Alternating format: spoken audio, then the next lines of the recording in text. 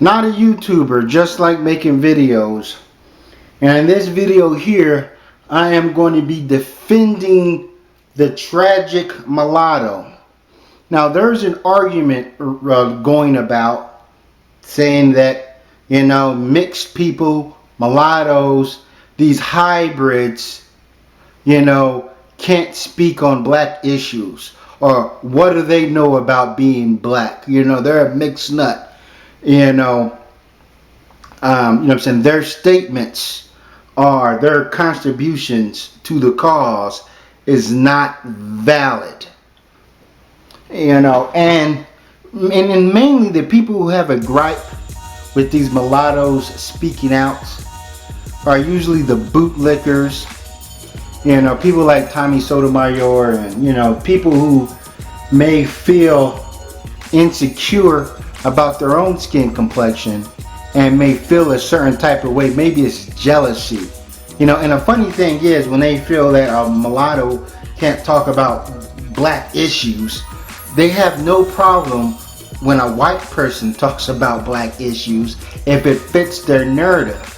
You take someone like Colin Flaherty, who's just, his whole thing now is just black people, talking about black people, talking about the criminality of black people, and he's co-signed by black people, so they have no problem with Colin Flaherty.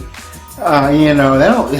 So, but what I'm saying, when a mixed person steps up and says, talks about Black Lives Matter and so forth, or saying that we're facing injustice and so forth, and then these these bootlickers want to come out and be. I understand. There's some pro-blacks too want to say, oh, what do they know? They probably have privilege, But according to the bootlickers, white privilege don't exist. So how can they have some sort of privilege?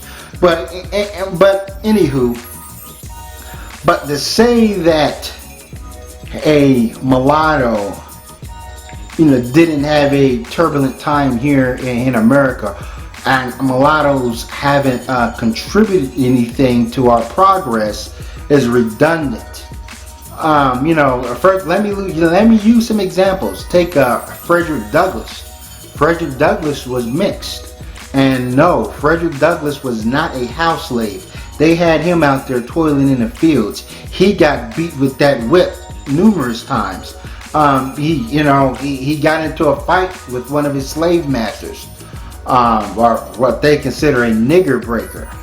Later on in Frederick Douglass' slave career, he became an urban slave. I mean, he was living with white people, but they were leasing him out, to work in a shipyard, and so forth.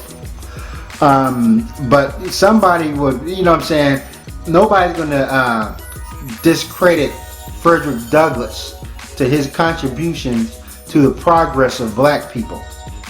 And you have Malcolm X. Like, Malcolm X was 25% white. Like, his mother was mixed. Like, his grandmother was raped by a white man in the West Indies, and that's how his mother came about. And Malcolm X talked about Malcolm X, that's why they called him Detroit Red, because he had that reddish hair, and he was light-skinned. Malcolm X also said that he gained favoritism in his book, gained favoritism from his father, but his mother shunned him, because when his mother saw him, it reminded her of the white man who raped her mother and so forth. You got Huey P. Newton. Huey P. Newton is mixed.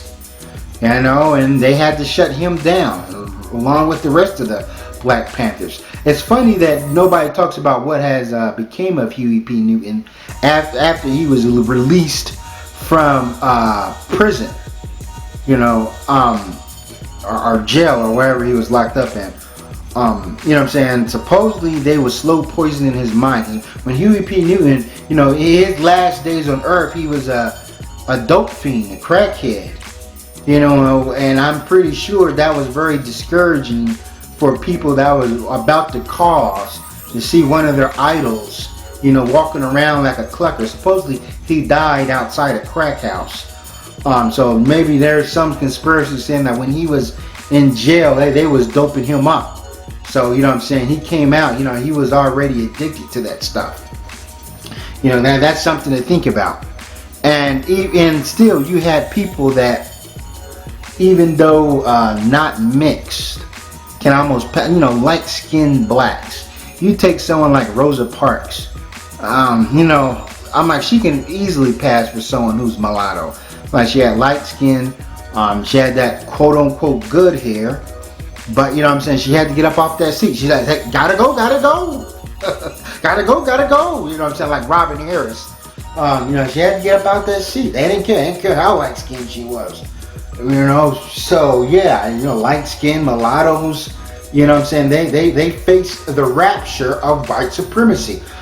You take Emmett Till. I understand Emmett Till wasn't mixed, but from his photo, he looked like maybe he'd been a light-skinned or caramel-skinned black person. It looked like he almost had light-colored eyes.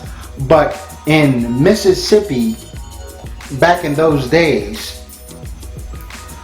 you think a mixed person, if Emmett Till was mixed, you think he'd get away with whistling at a white woman in Mississippi? Oh, no. He would have suffered the same fate. And I also read in my book, I did a book review on a book called 100 Years of Lynchings, where they documented, lynchings that happened from 1865 to 1965 or something like that. And one story was interesting because a white guy got lynched because they thought he was black. So he's probably a smarty European, as they call them.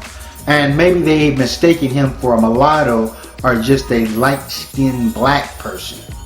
So that tells you, and I'm not saying, some people say Italians got lynched too or whatever, but this dude was lynched because he was mistaken for a black man. So therefore, yeah, if you high yellow or whatever, they're going to put you on that branch too. But I do understand people's arguments that if someone is mixed nowadays, that they may feel some sort of, if they have one white parent or white guardians, they may, at least benefit from some sort of white privilege. But according to the bootlickers, white privilege don't exist. And that's the funny thing.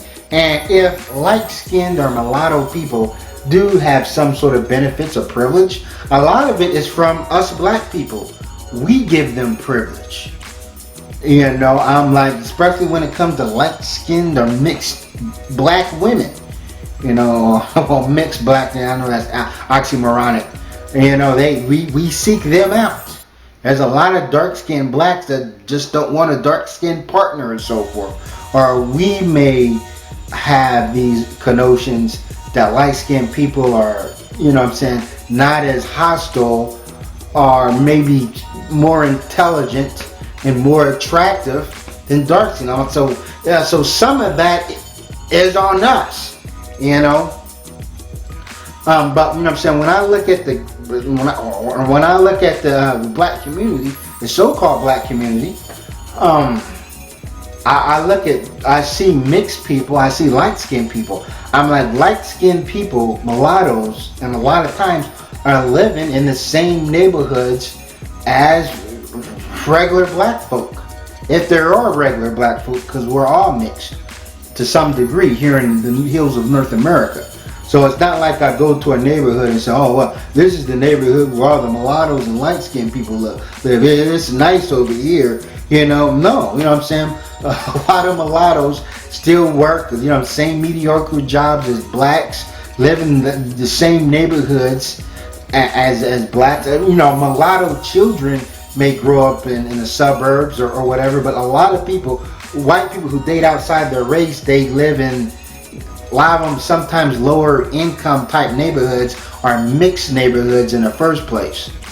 You don't see that many interracial couples in the upper echelon of the suburbs. And when a lot of mulattoes go out there on their own, a lot of them just live in straight black neighborhoods, live straight in the projects and so forth. They also get profiled and things of that nature. So it's something to think about. But I wanted to keep this video short.